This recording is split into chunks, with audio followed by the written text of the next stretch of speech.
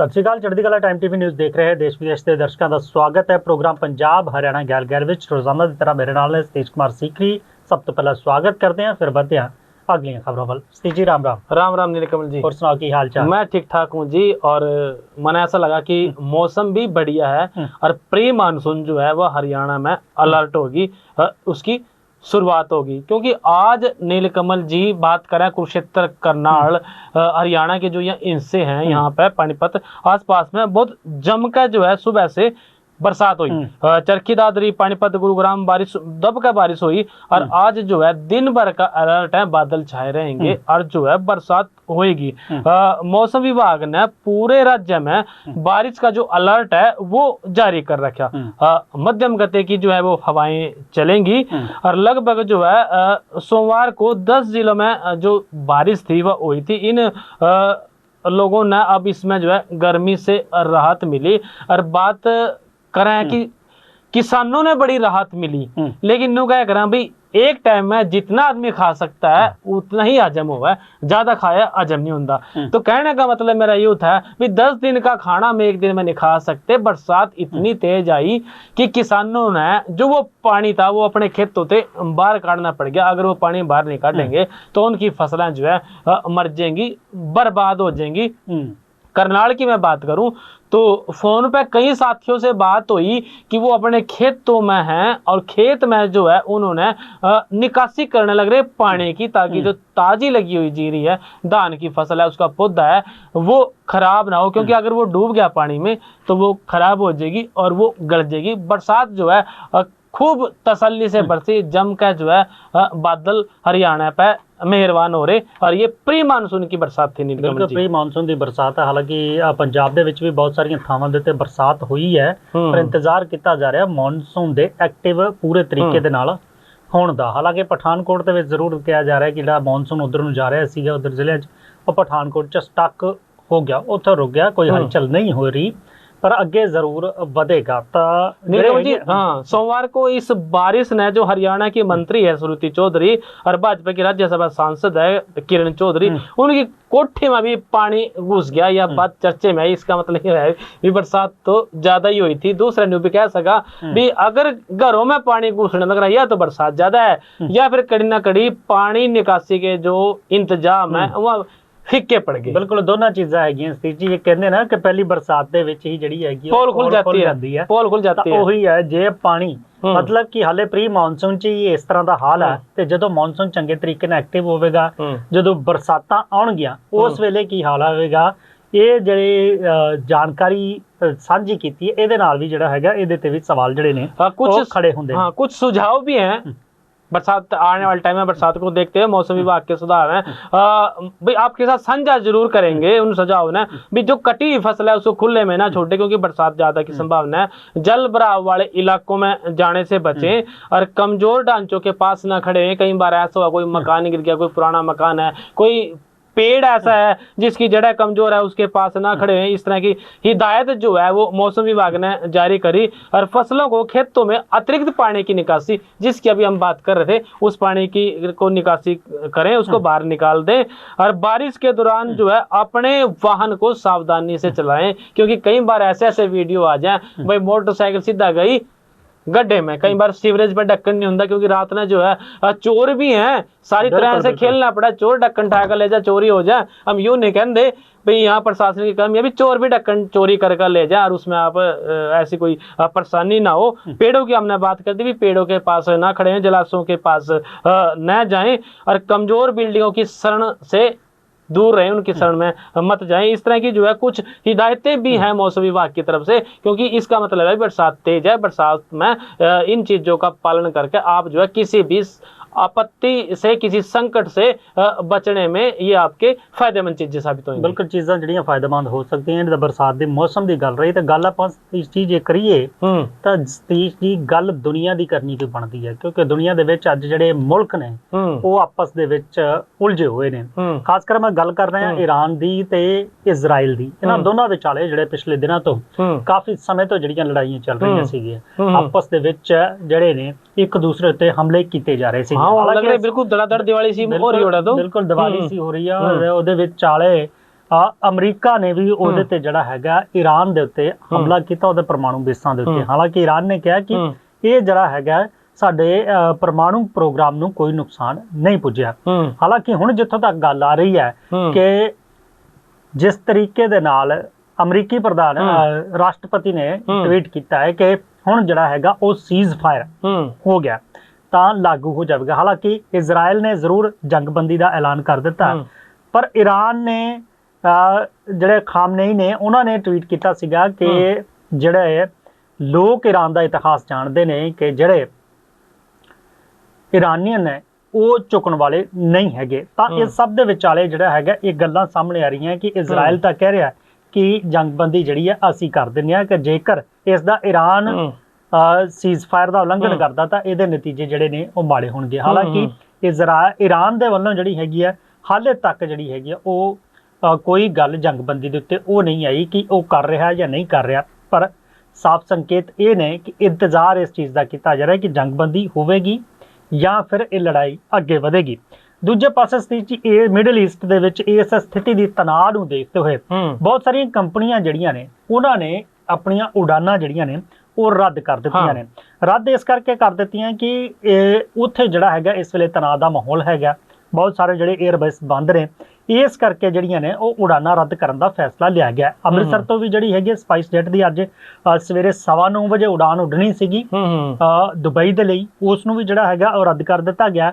ਇਸ ਦੇ ਨਾਲ ਨਾਲ ਏਅਰ ਇੰਡੀਆ ਇਸ ਨੇ ਜਿਹੜਾ ਹੈਗਾ ਇਹਦਾ ਜਿਹੜਾ ਸੰਚਾਲਨ ਹੋ ਰਿਹਾ ਉਸ ਨੇ ਕਹੀਏ ਤਾਂ ਮੱਧ ਪੂਰਬ ਦੇ ਨਾਲ ਨਾਲ ਮਿਡਲ ਈਸਟ ਜਿਹੜਾ ਹੈਗਾ, ਮਿਡਲ ਈਸਟ, ਯੂਰਪ, ਅਮਰੀਕਾ ਅਤੇ ਕੈਨੇਡਾ ਵਿੱਚ 5 ਥਾਵਾਂ ਤੇ ਜਾਣ ਵਾਲੀਆਂ ਆਪਣੀਆਂ ਜਿਹੜੀਆਂ ਫਲਾਈਟਾਂ ਨੇ ਉਹਨਾਂ ਨੂੰ ਅਸਥਾਈ ਤੌਰ ਦੇ ਉੱਤੇ ਜਿਹੜਾ ਹੈਗਾ ਉਹ ਰੱਦ ਕਰ ਦਿੱਤਾ ਹੈ। ਉਹਨਾਂ ਨੇ ਕਿਹਾ ਕਿ ਇਸ ਦੇ ਉੱਤੇ ਨਜ਼ਰ ਰੱਖੀ ਜਾ ਰਹੀ ਹੈ। ਹਾਲਾਂਕਿ ਜਿਹੜਾ ਹੈਗਾ ਉਹਨਾਂ ਨੇ ਇਸ ਨੂੰ ਲੈ ਕੇ ਐਕਸ ਦੇ ਉੱਤੇ ਟਵੀਟ ਕਰਕੇ ਵੀ ਜਿਹੜਾ ਹੈਗਾ ਇਹਦੀ ਜਾਣਕਾਰੀ ਸਾਂਝੀ ਕੀਤੀ ਹੈ। ਇਸ ਤੋਂ ਇਲਾਵਾ ਇੰਡੀਗੋ ਨੇ ਵੀ ਕੁਝ ਮੈਸੇਜ ਕੀਤੇ ਨੇ। ਉਹਨਾਂ ਦਾ ਕਹਿਣਾ ਹੈ ਕਿ ਵਰਤਮਾਨ ਸਮੇਂ ਦੇ ਵਿੱਚ ਉਹ ਹੌਲੀ ਹੌਲੀ ਕੰਮ ਕਰ ਰਹੇ ਨੇ। 에ਅਰਲਾਈਨ ਨੇ ਵੀ ਐਕਸ ਦੇ ਉੱਤੇ ਲਿਖਿਆ ਕਿ ਉਹ ਸਾਰੇ ਹਾਲਾਤਾਂ ਦੇ ਉੱਤੇ ਨੇੜਿਓਂ ਤੋਂ ਨਜ਼ਰ ਬਣਾਏ ਹੋਏ ਨੇ, ਜਿਵੇਂ ਜਿਵੇਂ ਹਾਲਾਤ ਹੋਣਗੇ ਉਸ ਦੇ ਹਿਸਾਬ ਨਾਲ ਜਿਹੜਾ ਕੰਮ ਕੀਤਾ ਜਾਵੇਗਾ। ਇਹ ਦੇਖਿਆ ਜਾ ਰਿਹਾ ਕਿ ਨਿਰਵਿਘਨ ਤੇ ਸੁਰੱਖਿਅਤ ਰੂਟ ਕਿਹੜੇ ਨੇ ਉਹਨਾਂ ਦੇ ਵੱਲ ਜਿਹੜਾ ਹੈਗਾ ਉਹ ਜਾਇਆ ਜਾਵੇਗਾ। ਹਾਲਾਂਕਿ ਇਜ਼ਰਾਈਲ ਦੀ ਆਪਾਂ ਗੱਲ ਕਰੀਏ ਤੇ ਇਜ਼ਰਾਈਲ ਦਾ ਇਹ ਕਿਹਾ ਜਾ ਰਿਹਾ ਕਿ ਉਹਨਾਂ ਨੇ ਆਪਣਾ ਜਿਹੜਾ ਹੈ 에ਅਰ ਸਪੇਸ ਉਹ ਕੀ ਖੋਲ੍ਹ ਦਿੱਤਾ ਹੈ। ਹਾਲਾਂਕਿ ਇਹਤਿਆਤਨ ਦੇ ਤੌਰ ਤੇ ਜਿਸ ਤਰ੍ਹਾਂ ਦੇ ਹਾਲਾਤ ਨੇ ਉਹਨੂੰ ਲੈ ਕੇ ਜ਼ਰੂਰ ਜਿਹੜੀ ਹੈਗੀ ਆ ਉਹ ਹੁਣ ਫੈਸਲੇ ਲਏ ਗਏ ਨੇ। ਜਿਹੜੇ ਮਿਡਲ ਈਸਟ ਤੇ ਯੂਰਪ ਤੇ ਅਮਰੀਕਾ कनाडा ਵੱਲ ਜਾਣ ਵਾਲੀਆਂ ਫਲਾਈਟਾਂ ਹੈਗੀਆਂ ਨੇ ਉਹਨਾਂ ਤੇ ਜ਼रूर ਜਿਹੜੇ ने और बहुत सारी एयरलाइना ने फैसले लिए। नीलकमल जी, इजराइल की आप जंग की बात करें, इसमें मैं थोड़ा सा अपनी तरफ से और बात कहूँ कि हमारे बहुत सारे भारतीय छात्र वहाँ पे हैं और वहाँ छात्र अब परेशान है, भारत में आना चाहते हैं और वो आने की उनकी तैयारियां होने लग रही, आने लग रहे हैं। और भाई इतनी वहाँ बरसातें हो रही है इस तरह की गोलाबारी की इजराइल में, तो भाई बरसती इसके बीच उन्हें ना डर बैठ गया दिमाग में। अरे बाबा कहीं कहीं दिन से सोए नहीं, मन में बात है भी तो जो है भारत जाकर ही सोएंगे। हालांकि वो पहले से वहाँ पढ़ने लग रहे थे, लेकिन जब लगा माहौल ज्यादा खराब हो गया, उनकी यूनिवर्सिटी के पास भी जो है बमबारी होने लगी, तो ईब उन्होंने अपने भारत में आने का मन बना लिया। और पिछले 10 दिनों से वहाँ का माहौल जो है बड़ा डरावना बन रहा है नीलकमल जी। और किसी भी टाइम जो है सायरन बजने लग जा और छात्र जो है वो सो नहीं पा रहे। और ये जो है ये पता नहीं कद युद्ध खत्म होएगा, इस बात की का अनुमान नहीं लगाया जा सकता, क्योंकि इसमें लड़ाई का तो क्या करना, के घटाना और के बढ़ाना। जब बढ़ाने की नीयत हो तो उसको बढ़ाया जा सका, जब घटाने की नीयत हो तो उसको घटाया जा सका। ये भी जो हमारे छात्र हैं ये सो नहीं पा रहे, वहां मन में बात है भी इंडिया जाएंगे और वहीं चैन की नींद सोएंगे। जॉर्डन, हाँ, जॉर्डन बॉर्डर की ओर से जो है बस में बैठे इजराइल के जो तेल अवीव यूनिवर्सिटी में पढ़ते थे छात्र, वो 2 दिन पहले तक भारत लौटने का उनको कोई प्लान नहीं था। लेकिन 22 जून को यूनिवर्सिटी के पास एक मिसाइल गिर गई और उन्होंने अपना जो प्लान था वो चेंज करना पड़ा। और उस प्लान के मुताबिक ये जो है वो भारत जो है आना चाहते हैं। 634 जो भारतीय हैं वो इजराइल छोड़ चुके हैं। उन्हें निकलने के लिए भारत सरकार ने ऑपरेशन सिंधु शुरू किया है। और 22 जून की सुबह जो है पहला बैच रवाना हुआ था। और तेल अवीव में भारतीय दूतावास में इस बात की पूरी जो है तैयारियां की जा चुकी हैं। लेकिन सुबह होने से पहले खबर आई कि अमेरिका ने ईरान के 3 परमाणु बमों पे ठिकानों पे हमला भी जो है वो कर दिया था। मतलब स्थिति जो है वो ज्यादा अच्छी नहीं है, और जो वहां हमारे भारतीय रह रहे हैं वो अब वापिस आने की बात कर रहे हैं जी। बिल्कुल वापस आ रहे ने भारती ते ऑपरेशन सिंधु के तहत ही बहुत सारे भारतीयों ਨੂੰ ਜਿਹੜਾ ਹੈਗਾ ਉੱਥੇ ਇਵੈਕੂਏਟ ਵੀ ਕੀਤਾ ਗਿਆ, ਭਾਰਤ ਲਿਆਂਦਾ ਵੀ ਗਿਆ ਤੇ ਆਪਰੇਸ਼ਨ ਸਿੰਧੂ ਜਿਹੜਾ ਲਗਾਤਾਰ ਜਾਰੀ ਹੈ। ਪਰ ਹੁਣ ਦੇਖਣਾ ਇਹ ਹੈ ਕਿ ਜੇ ਅਮਰੀਕਾ ਇਹ ਗੱਲ ਕਹਿੰਦਾ ਹੈ ਕਿ ਸ਼ਾਂਤੀ ਵੱਲ ਵਧੋ, ਇਜ਼ਰਾਈਲ ਕਹਿੰਦਾ ਹੈ ਕਿ ਈਰਾਨ ਦੇ ਖਿਲਾਫ ਆਪਾਂ ਜੰਗਬੰਦੀ ਕਰ ਦਿੱਤੀ ਹੈ, ਤਾਂ ਉਧਰ ਈਰਾਨ ਕੀ ਫੈਸਲਾ ਲੈਂਦਾ ਇਹਦੇ ਤੇ, ਇਹ ਫਿਲਹਾਲ ਦੇਖਣਾ ਹੋਵੇਗਾ ਇਹ ਜੰਗਬੰਦੀ ਹੁੰਦੀ ਹੈ ਜਾਂ ਫਿਰ ਅੱਗੇ ਜਿਹੜਾ ਹੈਗਾ ਸਾਰਾ कुछ ਵਧੇਗਾ। नीलकमल जी, एक बात मैं हरियाणा के छात्रों की बात चल रही, पढ़ने वाले छात्रों की बात चल रही, एक बात हरियाणा के पढ़ने वाले उन छात्रों की भी करना चाहूँ जो CTET का एग्जाम देना चाहूँ, और CTET का जो CET का जो एग्जाम देना चाहूँ, वो एग्जाम जो है अगले महीने होने की संभावना थी, लेकिन ये भी इसमें पेंच फंस सका, अटके हुआ लग सका, क्योंकि ग्रुप पहुंच गया। हाँ पहुंच गया ठीक है आपने पहुंच गया कहने मतलब है कि हरियाणा में ग्रुप C पदों के लिए होने वाले कॉमन एलिजिबिलिटी टेस्ट के लिए अब पेंच फंसता दिख रहा है, और पेंच खड़ा फंसा। इसके रजिस्ट्रेशन में से वंचित रह गए जो छात्र, वह पहुंच गए कोर्ट में। अब कोर्ट इस बात पर क्या फैसला लेगा, Haryana Punjab and Haryana high court में पहुंच गए, वो फैसला आ जाएगा उस बात पे। अब वो देखो उनको राहत मिलती है कि नहीं मिलती है। 6 अभ्यर्थियों ने हाई कोर्ट में याचिका दायर कर दी, और उसमें जो है ग्रुप C CTET रजिस्ट्रेशन के पोर्टल का जिक्र करे। अभी पोर्टल ठीक तरह से नहीं चला, पोर्टल में जो है परेशानी रही, सर्टिफिकेट बने नहीं और डाउनलोड नहीं हुए, तो उस वजह से उन कईयों का रजिस्ट्रेशन नहीं हो पाया, और कईयों को जो है रजिस्ट्रेशन होने के बाद उनको ठीक करने का टाइम जो है वो दिया जाए। चयन आयोग HSC के लिए यह एग्जाम जो है जुलाई में कराने का मन की बात हो रही थी, उनकी तैयारियां हैं जुलाई में होने का, और इसमें जो है लगभग 13 लाख अभ्यर्थियों ने आवेदन किया था, और अब जो है इसमें पेच फंसदा नजर आवा। 3 जो है उन्होंने बातें बताई नीलकमल जी, भाई रजिस्ट्रेशन का समय बढ़ाकर पोर्टल दोबारा खोला जाए, आधार बनाया बातों को, और रजिस्ट्रेशन कर चुके हैं जो उन्हें जो है करेक्शन करने का टाइम दिया जाए। बेटा करेक्शन करने का टाइम भी नहीं मिला, और CET का जो एग्जाम है वो जो है अब एग्जाम शिफ्ट कराया जाए। याचिकाकर्ताओं ने डेट बताने की मांग करी, पहली मांग थी इसमें भाई सरल पोर्टल पर सर्टिफिकेट नहीं बन पाए, ये उन्होंने आधार बनाया। दूसरा बनाया भी OTP जो है लेट आए, और ये बात है भी सच, OTP जो है निरी देर बाद आवा था, इतने में अपना चल भाई टाइम फीस, फिर दूसरा मांगो, फिर बड़ी देर बाद आवा था, तो ये परेशानियां रही हैं। एक नॉर्मलाइजेशन लागू करने की बात कहते भी अभ्यर्थी ज्यादा हैं तो उनका टेस्ट हो सकता है भी 2 शिफ्ट में 2 तरीके से किया जाए, लेकिन टेस्ट जो है वो एक ही थीम पे हो, एक ही बात पे हो, भी उनको कोई ऐसा कल ना कोर्ट में नहीं जावा है भाई उसका उस टाइम का आसान आएगा, इस टाइम का मुश्किल आएगा। नॉर्मलाइजेशन करने की जो बात थी इस पर याचिका डाली, एक याचिकाकर्ता में नॉर्मलाइजेशन का भी हवाला दिया गया है, और इसके अनुसार 1 से ज्यादा शिफ्टों में CET जो होगा उसमें नॉर्मलाइजेशन किया जाना चाहिए, और सभी शिफ्टों में एक समान पर्सन नहीं आ सकते। तो याचिकाकर्ता ने मांग की है कि सुप्रीम कोर्ट के निर्देश पर मेडिकल साइंस मामले में नेशनल बोर्ड ने एक ही शिफ्ट में पेपर करवाया था, और उसी तरह CTET का पेपर भी एक शिफ्ट में किया जाए। तो इन सब बातों को लेकर जो है ये कोर्ट में पहुंच गया, ता करके हमने कहा भाई अड़ंगा लग सकता है। मैं क्या है कि कोई पहुंच गया दिल्ली में भी क्या पहुंच गया भाई कर देते कि CET ਦੇ ਉਹ ਲੋਕ ਜਿਹੜੇ ਨੇ ਉਹਨਾਂ ਨੇ ਯਾਚਿਕਾ ਲਗਾ ਦਿੱਤੀ ਹੈ ਕਿ ਉਹਨਾਂ ਨੂੰ ਮੌਕਾ ਦਿੱਤਾ ਜਾਵੇ, ਜਿਹੜੇ ਰਹਿ ਗਏ ਸੀ ਬਹੁਤ ਸਾਰੀਆਂ ਖਾਮੀਆਂ ਸੀਗੀਆਂ। ਅਸਲੀ ਜੀ ਇਹ ਤਾਂ CET ਦੀ ਗੱਲ ਹੈ, ਪਰ ਕੱਲ ਜਿਹੜੇ ਨੇ ਪੰਜਾਬ ਦੇ ਵਿੱਚ ਉਪ ਚੋਣਾਂ ਦੇ ਜਿਹੜੇ ਨੇ ਨਤੀਜੇ ਆਏ ਨੇ, ਜਿਹਦੇ ਵਿੱਚ ਆਮ ਆਦਮੀ ਪਾਰਟੀ ਜਲੰਧਰ ਲੁਧਿਆਣਾ ਪੱਛਮੀ ਦੀ ਚੋਣ ਜਿਹੜੀ ਆ ਉਹ ਜਿੱਤ ਗਈ ਆ। ਲੁਧਿਆਣਾ ਪੱਛਮੀ ਦੀ ਚੋਣ ਜਿੱਤਣ ਤੋਂ ਬਾਅਦ ਹੁਣ ਚਰਚਾਵਾਂ ਇਹ ਵੀ ਸੀਗੀਆਂ ਕਿ ਰਾਜ ਸਭਾ ਕੌਣ ਜਾਵੇਗਾ।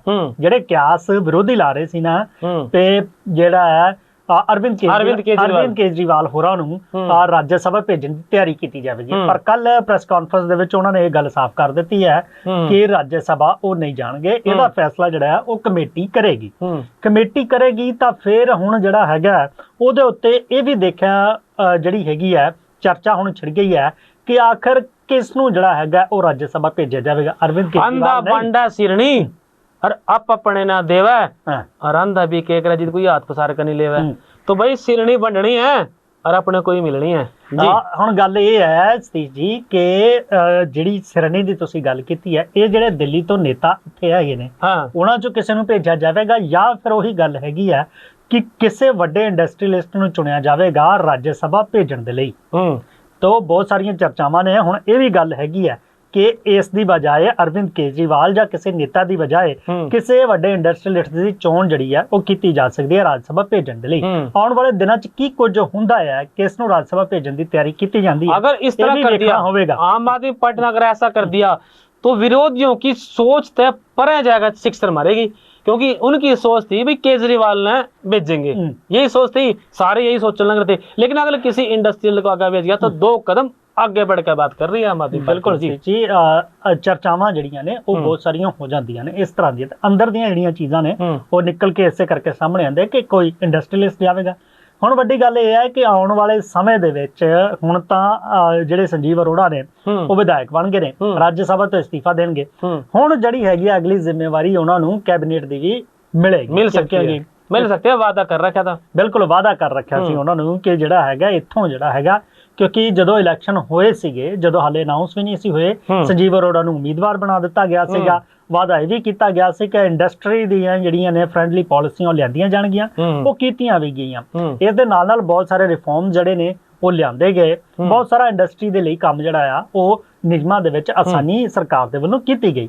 ਨਾਲ ਦੀ ਨਾਲ ਸੰਜੀਵ ਅਰੋੜਾ ਨੂੰ ਕੈਬਨਿਟ ਵਿੱਚ ਜਿਹੜਾ ਹੈਗਾ ਨੁਮਾਇੰਦਗੀ ਦੇਣ ਦੀ ਗੱਲ ਕੀਤੀ ਗਈ ਸੀ। ਉਹਦਾ ਫਾਇਦਾ ਆਮ ਆਦਮੀ ਪਾਰਟੀ ਨੂੰ ਹੋਇਆ। ਤੇ ਹੁਣ ਸਤੀਸ਼ ਜੀ ਸੰਜੀਵ ਅਰੋੜਾ ਜਿੱਤ ਗਏ ਨੇ ਤੇ ਆਉਣ ਵਾਲੇ ਦਿਨਾਂ ਦੇ ਵਿੱਚ ਜਲਦ ਹੀ ਜਿਹੜਾ ਹੈਗਾ ਉਹ ਕੈਬਨਿਟ ਦਾ ਵਿਸਤਾਰ ਵੀ ਜਿਹੜਾ ਆ ਉਹ ਹੋ ਸਕਦਾ ਹੈ। ਤਾਂ तमाम ਗੱਲਾਂ ਜਿਹੜੀਆਂ ਨੇ ਉਹ ਰਾਜਨੀਤਿਕ ਗਲਿਆਰਿਆਂ ਦੇ ਵਿੱਚ ਹਲਚਲ ਵੀ ਹੈਗੀ ਹੈ। ਇਸ ਲੁਧਿਆਣਾ ਦੀ ਜ਼ਿਮਨੀ ਚੋਣ ਤੋਂ ਬਾਅਦ ਕਾਂਗਰਸ ਦੇ ਵਿੱਚ ਜਿਹੜੀ ਹੈਗੀ ਆ ਉਹ ਕਲਾ ਕਲੇਸ਼ ਵੀ ਹੈਗਾ, ਜਿਹੜੇ ਆਪਣੇ ਕਲਾ ਕਲੇਸ਼ ਕਰਕੇ ਹਾਰੀ ਹੈ ਉਸ ਨੂੰ ਲੈ ਕੇ ਵੀ ਚਰਚਾ ਹੈਗੀ ਹੈ ਕਿ ਹੁਣ बहुत सारे आगुओं के उत्ते जिहड़ी आ गाज भी डिग सकती है। नीलकमल जी चलते चलते एक बात और मैं कह दूं, उत्तराखंड में जो है यूपी में बरसात बहुत तेज हो रही और पिछले 50 सालों का न्यू बतावा रिकॉर्ड तोड़ दिया बरसात ना, इतनी जो है बरसात हो रही। भाई जो पहाड़ी इलाके भी हैं जैसे बद्रीनाथ में लैंडस्लाइड की बात है, अभी 3 लोगों की जो है मौत होगी, बड़ी दुखद घटना है। यमुनोत्री की यात्रा जो है वो रोकी गई है और ऐसे में सभी को सलाह ये दी जाती है भाई पहाड़ी क्षेत्रों में जाने